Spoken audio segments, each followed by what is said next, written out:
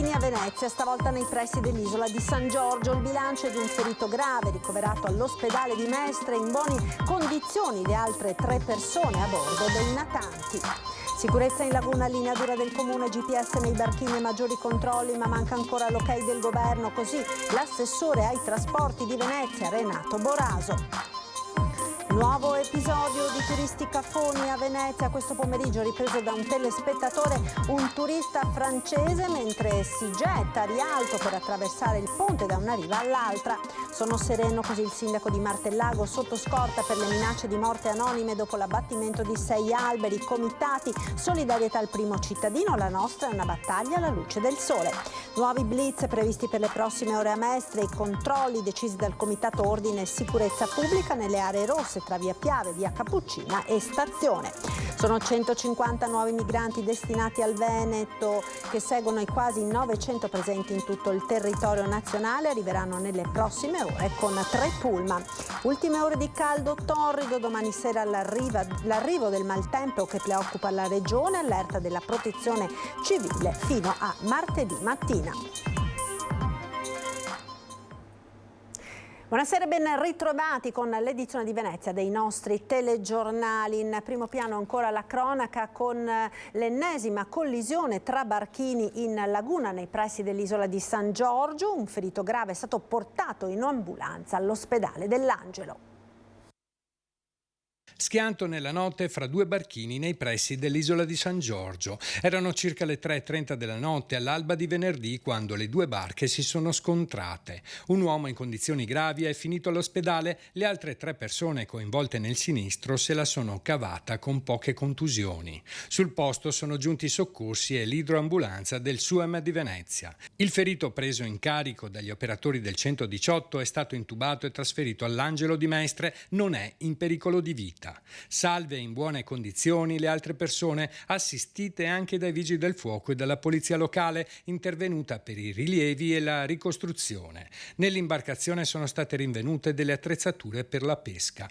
Tutte le persone coinvolte non sono residenti a Venezia, ma nell'Interland veneziano. La dinamica dell'incidente è ancora poco chiara, l'indagine è nelle mani del reparto natanti del comando della polizia locale. Svolgeremo tutte le nostre indagini e cercheremo di capire, però oggettivamente uno scontro in piena notte in un posto tutto sommato che a quell'ora è deserto è abbastanza inspiegabile, se non che fossero distratti e attenti ad altre cose. Incidente che fa tornare alla memoria il mortale accaduto la notte del Redentore lungo il canale tra San Giorgio e San Servolo, dove ha perso la vita scontrandosi con una bricola il 27enne Riccardo Nardin alla guida del natante. Quest'ultimo episodio crea allarme, sebbene gli interventi di prevenzione e controllo siano in atto da tempo. Da inizio anno gli incidenti nautici sono in aumento. Abbiamo quest'anno un aumento spropositato di incidenti nautici in laguna e non sempre giustificati o causati da onde per il moto ondoso. Scontri causati spesso dalla distrazione dei conducenti, ma in questi eventi c'è un altro dato che preoccupa le forze dell'ordine. Negli anni scorsi molti di questi incidenti erano fatti dall'imprudenza dei ragazzini. Quest'anno gran parte degli incidenti sono fatti da persone adulte che hanno anche esperienza. E quindi bisogna che ci sia assolutamente maggiore attenzione nel circolare in laguna. Linea dura del comune sul fronte della sicurezza marittima, GPS nei barchini e maggiori controlli, manca però il placet del governo, così l'assessore ai trasporti di Venezia Renato Boraso. Ennesimo incidente in laguna di Venezia. Come ha già fatto un grande appello il sindaco Luigi Bugnaro, aspettiamo dal vice ministro Rixi lo sblocco di una circolare per autorizzare il controllo telematico anche in laguna della velocità. Linea dura del comune sul fronte della sicurezza marittima in laguna. A ribadirlo è l'assessore alla mobilità Renato Boraso, che assieme alla giunta sta lavorando ad un nuovo progetto per installare un sistema GPS nelle imbarcazioni per monitorare la velocità dei natanti nelle acque di Venezia. Troppo spesso accadono incidenti provocati da una guida veloce e disattenta. C'è bisogno però che anche il governo sblocchi la situazione. Sarà un fatto importante, atteso da mesi. Noi ci appelliamo al governo affinché venga autorizzato il controllo telematico delle velocità anche in laguna. È un elemento fondamentale per i controlli. L'amministrazione nel frattempo assicura incessanti e rafforzati controlli in laguna da parte della Polizia Municipale. Ovviamente continueranno sempre più serrati i controlli da parte della nostra Polizia Locale, sezione Canali, ma un appello, mi raccomando, grande attenzione, grande prudenza e speriamo che presto arrivi questa circolare. Un altro episodio di turismo cafone a Venezia, un turista francese a nuoto in Canal Grande per attraversare da una riva all'altra il canale all'altezza del ponte di Rialto, rischiando anche di venire travolto da un'imbarcazione in transito. È accaduto oggi pomeriggio, vediamo. Ennesima bravata a Venezia da parte dell'ennesimo turista che, vista l'alta temperatura odierna, tra trasgressione, goliardia e insensatezza, ha pensato bene di rinfrescarsi gettandosi in laguna e nuotando lungo il Canal Grande a Rialto. È accaduto poche ore fa intorno alle 16:30, quando questo turista francese si è gettato da Riva del Fero, letteralmente ai piedi del ponte di Rialto, lato municipio per intenderci, per raggiungere l'opposta riva del Vin. Una bravata in cui, come si vede dalle immagini inviateci da un nostro telespettatore, ha rischiato davvero molto per sé e per gli altri, visto che nemmeno a metà della sua nuotata un natante l'ha schivato davvero per pochissimo. Vedete? E la domanda che ci si pone arriva spontanea. E i controlli? Possibile che a quell'ora, ripetiamo, sono le 4 del pomeriggio, a Venezia, nella centralissima Rialto, non ce ne fossero? Detto questo, la nuotata termina allegramente, con le amiche, sempre francesi, che lo aspettano dalla riva opposta e al suo arrivo, messi i piedi a terra, se ne vanno beatamente tutti felici e contenti.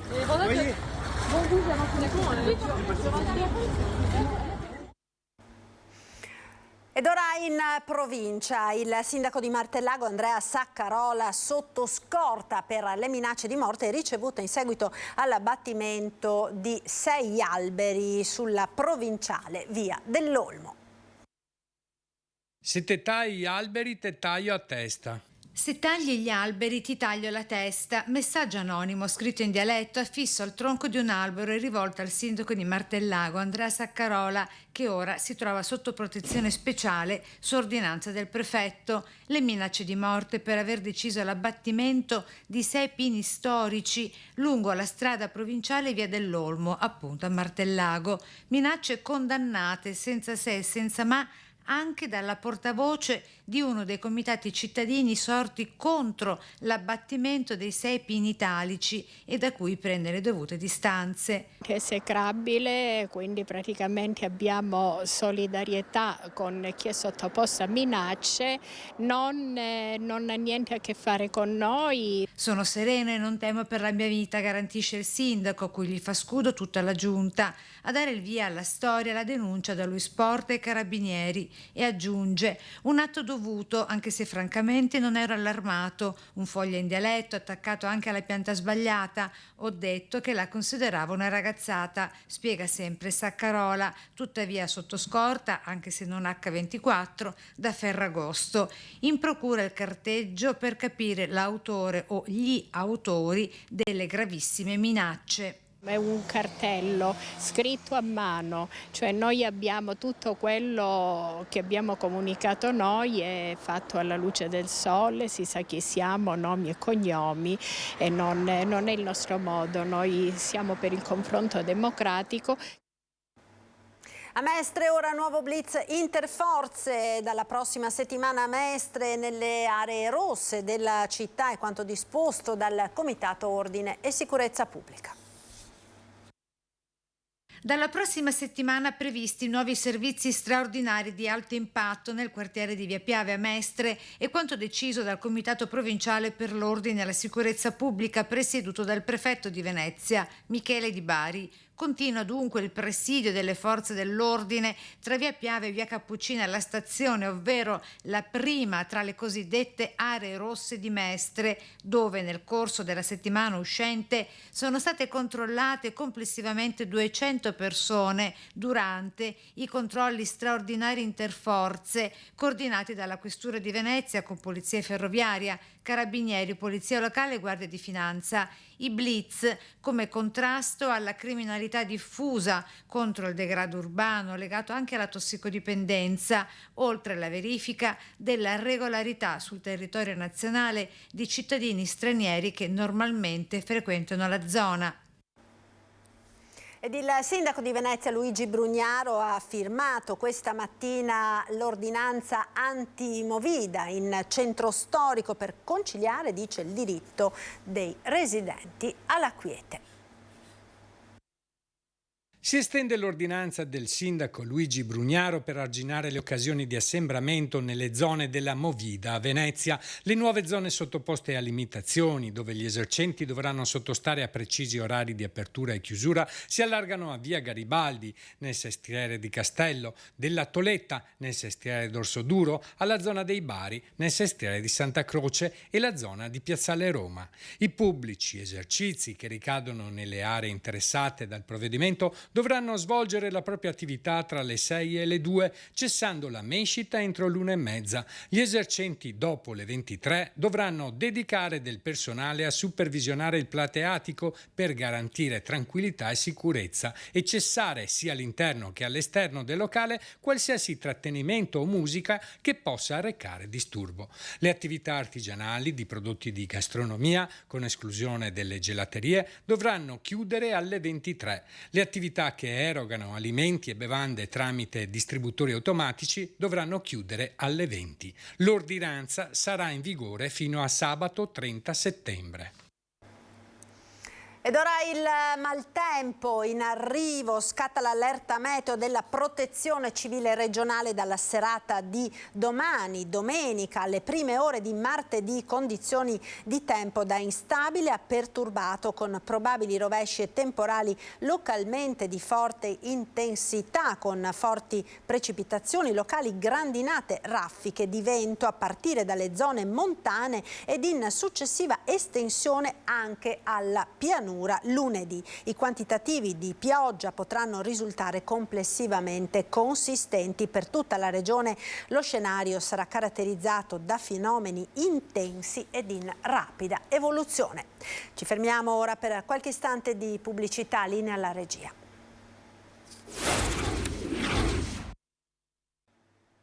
Ed eccoci nuovamente in diretta con l'edizione di Venezia dei nostri telegiornali. Parliamo ora di accoglienza dei migranti, perché in Veneto sono in arrivo altri 150 migranti. Partiranno in serata dalla Sicilia dopo essere stati trasferiti in giornata da Lampedusa a Porto Empedocle, dove è stata allestita l'area di preidentificazioni. I 150 migranti che arriveranno nella nostra regione fanno parte del complessivo di 740 passeggeri a bordo del traghetto Galaxy, il cui approdo ad Agrigento è previsto intorno alle 21 di questa sera. Da qui 3 pullman che partiranno appunto verso la nostra regione, già pianificati alcuni spostamenti dall'ufficio territoriale del governo, la prefettura. In fuga dall'artigianato, in Veneto negli ultimi 10 anni ha chiuso il 19% delle botteghe artigiane. Sentiamo gli ultimi dati nell'indagine che è stata realizzata dalla CGA di Mestre su dati INPS. Basta osservare con attenzione i quartieri di periferia e i centri storici per accorgersi che sono tantissime le insegne che sono state rimosse e altrettante sono le vetrine non più allestite, perennemente sporche e con le saracinesche abbassate.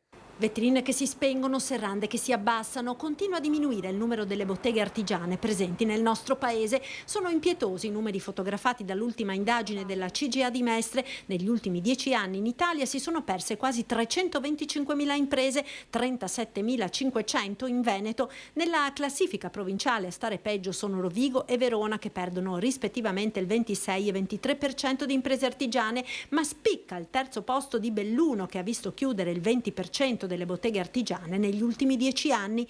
Va meglio, si fa per dire, a Treviso, provincia veneta, che registra il calo minore, meno 16%. Il lavoro manuale piace sempre meno ai giovani e nelle imprese il ricambio generazionale è insufficiente. La concorrenza della grande distribuzione è feroce, affitti e tasse sono sempre più care. Molti artigiani hanno deciso di gettare la spugna, ma anche le abitudini dei consumatori sono cambiate. I prodotti artigianali sono diventati sempre più beni di nicchia e di lusso, soppiantati dal fatto in serie. Ma assieme a sarti, calzolai, falegnami, fabbri, sta scomparendo anche il ruolo sociale delle botteghe artigiane nelle città. Le città, infatti, non sono costituite solo da piazze, monumenti, palazzi e nastri d'asfalto, ma anche da luoghi di scambio dove le persone si incontrano anche per fare solo due chiacchiere. Queste attività artigiane vanno salvate perché conservano l'identità di una comunità e sono uno straordinario presidio in grado di rafforzare la coesione sociale di un territorio. La politica ora non recede di un passo. Flavio Tosi, coordinatore regionale di Forza Italia, tornando sull'attacco alla sanità veneta e al governatore Luca Zaia. Non si tratta di livore personale, dice, ma di una realtà.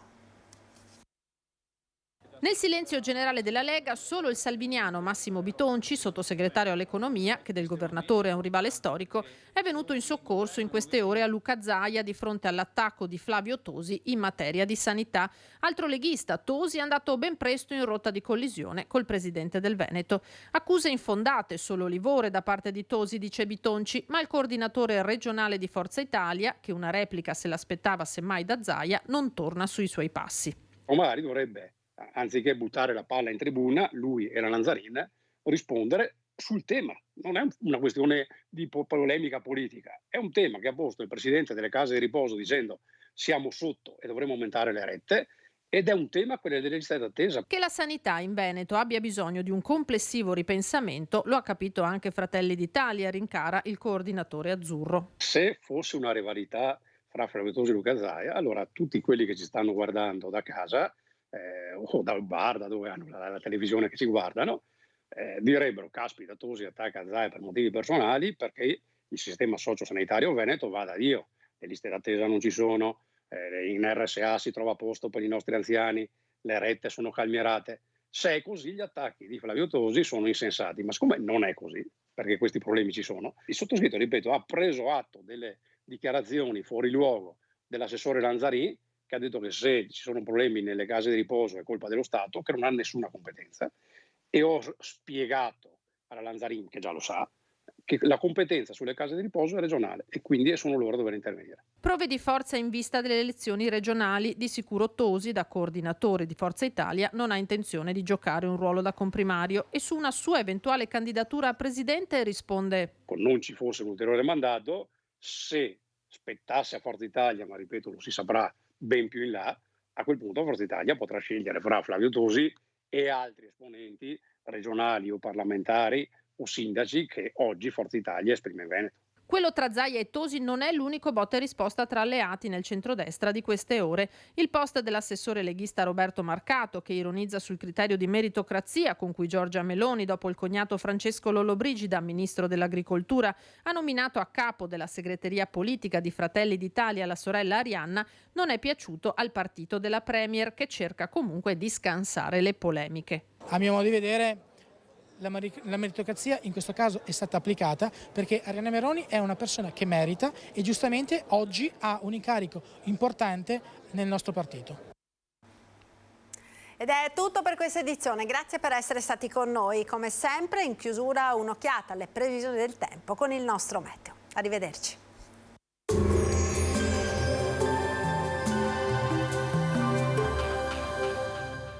Cooperativa Agricola Volpago offre carne d'eccellenza. Ci trovi a Volpago del Montello, Pieve del Grappa, Tre Baseleghe e presso lo spaccio del contadino a Dolo e Massanzago.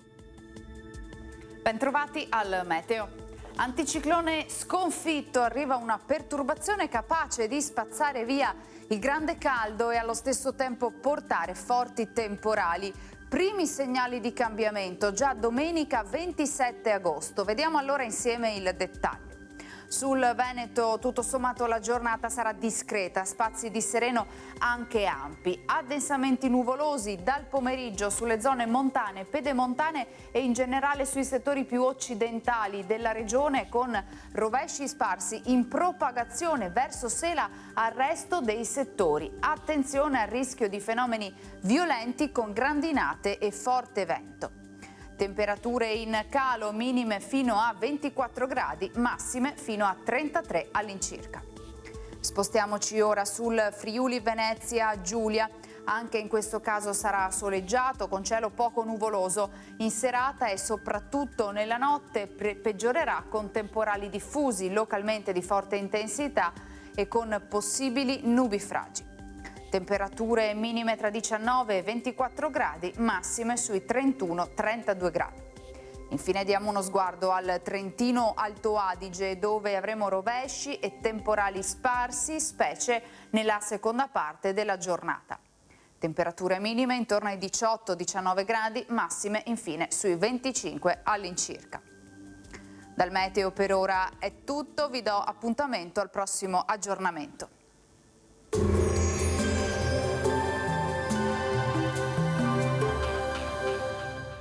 Cooperativa Agricola Volpago offre carne d'eccellenza. Ci trovi a Volpago del Montello, Pieve del Grappa, Tre Baseleghe e presso lo spaccio del contadino a Dolo e Massanzago.